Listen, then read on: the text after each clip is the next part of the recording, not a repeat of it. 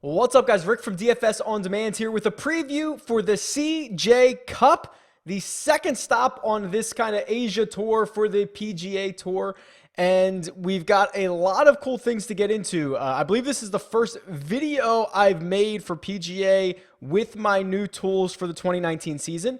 They're still very much evolving, trying to do new things, trying to innovate a little bit, which I'll go through here in a second. But if you have any suggestions, if you have any feedback, tweet me or shoot me an email. I'm looking forward to hearing from you. As we go through this swing season, we'll harness down and we'll really focus on these tools, and then we'll be ready to rock and roll come January for the Tournament of Champions. All right, CJ Cup this week. Let's do it.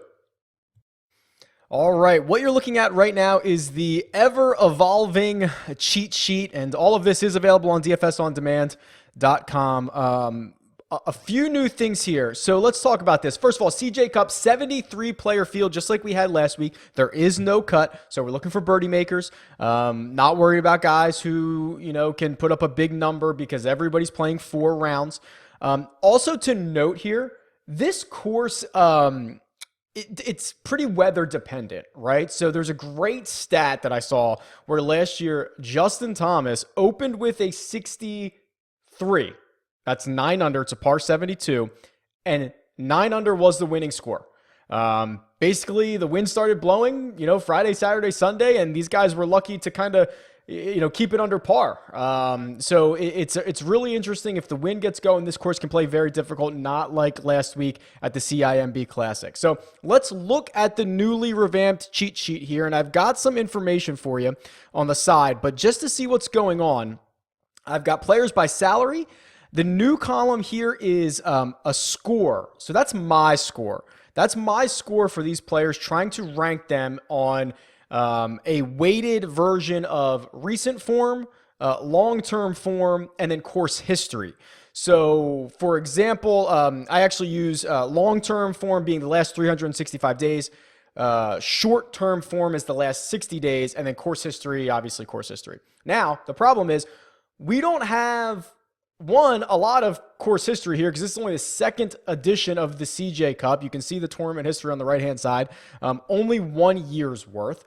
And then the other problem is for this whole swing, Malaysia, here at the CJ Cup, we don't get strokes gained numbers. So we're a little guessing here, a little guessing in the dark. But when you see this score, know that 0 is average. So there are going to be some players who are below 0 down here. There's a minus 1.25, minus 199. That's Danny Willett. He's the worst player on the slate according to my score. So 0 is average, and then anywhere you get, like if you get close to 2, you're very, very elite. Justin Thomas was about a similar score last week. If we ramped up the course history, he was even better. But this is my combination of those 3 stats. Now, you can actually mess with your own here. So for this week, keep the course history at 0 because we don't have any. But if I want to add these up and I just want to go short form and long form, both at 50, so these should add up to be 100, you'll see the custom model will change a little bit, okay? So if we sort by the custom, you'll see JT's pretty similar, but Billy Horschel gets a boost. Jason Day gets knocked down. Brooks Koepka gets a boost, right? So I think what I just started with was, I think I did 67.33. Okay? I believe that's what we were at.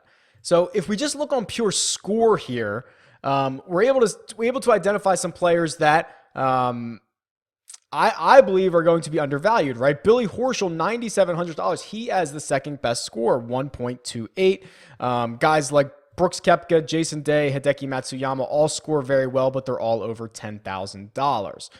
If we sort by salary, we'll actually be able to see these a little bit better. So Noren, Griot, and Benyon, they all score, better than like Cam Smith or Xander Schauffele for me. So you guys can mess around with these weights a little bit.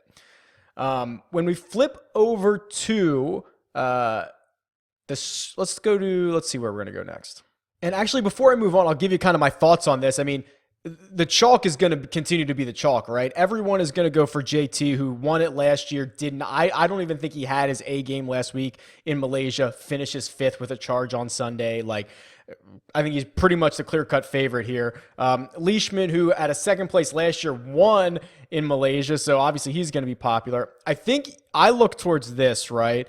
Billy Horschel on a really good run at the end of last season, scores really well for me.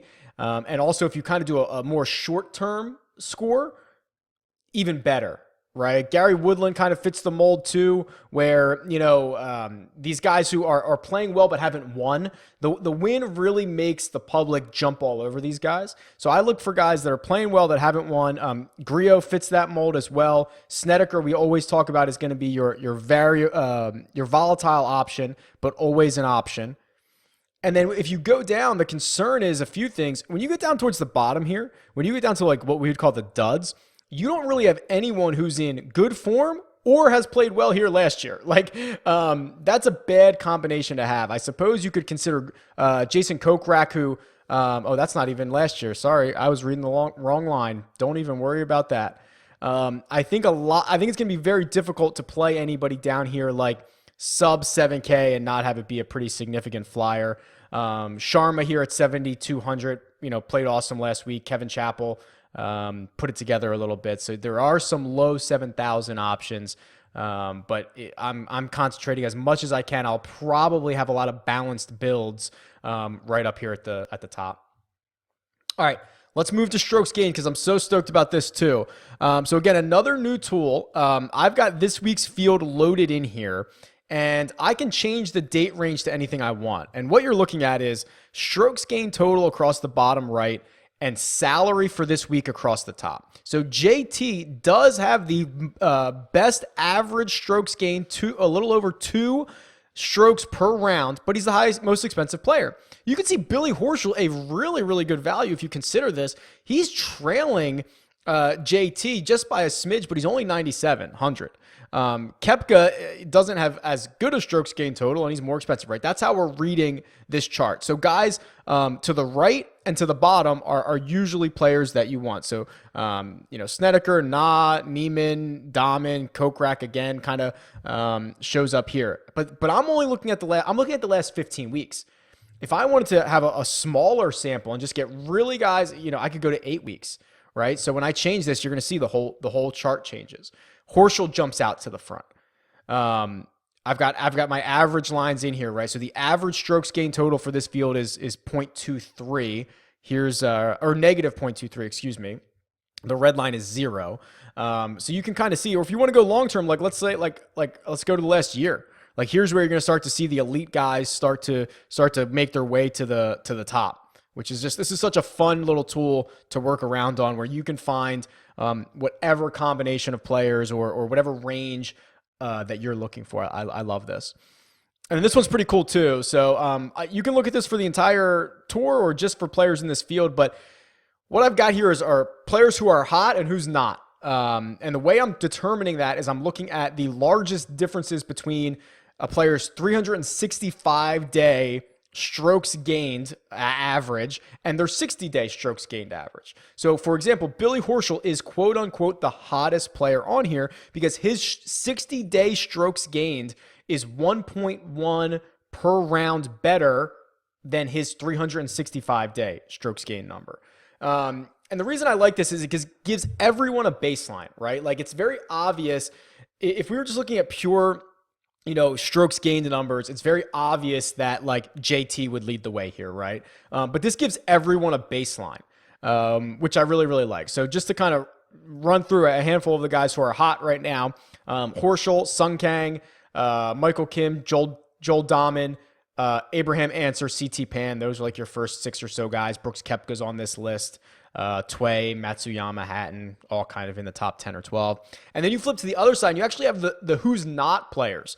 And actually, some of these guys, even with their good success last week, but remember, we didn't have strokes gained numbers last week. So some of these guys would not be as bad. Hadley would not be as bad. Paul Casey would not be as bad. Emiliano Grillo would not be as bad if we had the strokes gained numbers from last week. So really, really keep that in mind when you're looking through this. But I love this little tool just to kind of give you an idea of players who are either playing above their head or, really struggling at the moment.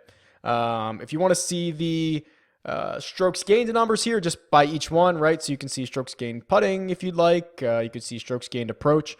I have a ton of big plans for how to determine, which player or which key stats we're going to need for the course each week.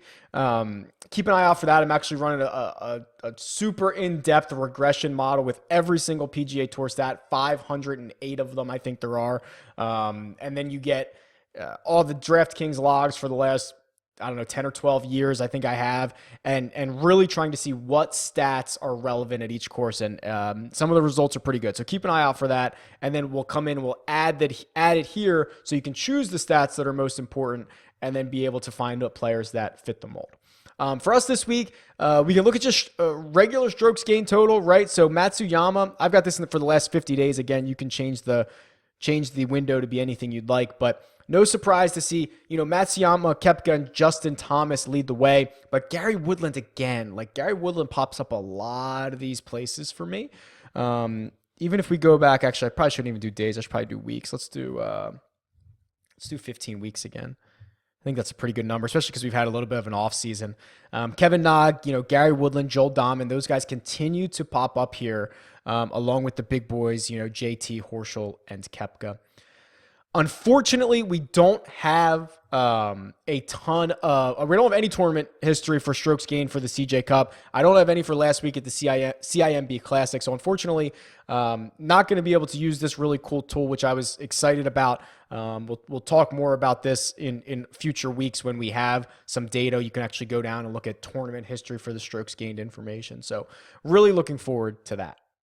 Before I wrap this, I do just want to kind of give some thoughts. So when we don't have, a lot of history, or it's a new course on tour, a new tournament, or there's just not a huge sample size, I tend to focus on strokes gained total, obviously, but also strokes gained approach. I don't have any numbers to back this up. I'm working on them, but I do think that is the stat that translates best across all courses. Guys that can throw darts. So that's, if I have to choose one stat to kind of lean on blind, so to speak, strokes gained approach is going to be that one. For that, it's Horschel, Justin Thomas, Joel Dahman, Hideki Matsuyama, and Gary Woodland round out the last 15 weeks there. If I want to do something again more recent, Kyle Stanley and Brian Stewart and Xander Schauffele jump into the mix here. So I'm going to be focusing my attention on those guys. Also going to be just focusing my attention on my score, which is, again, that combination of long-term and short-term form.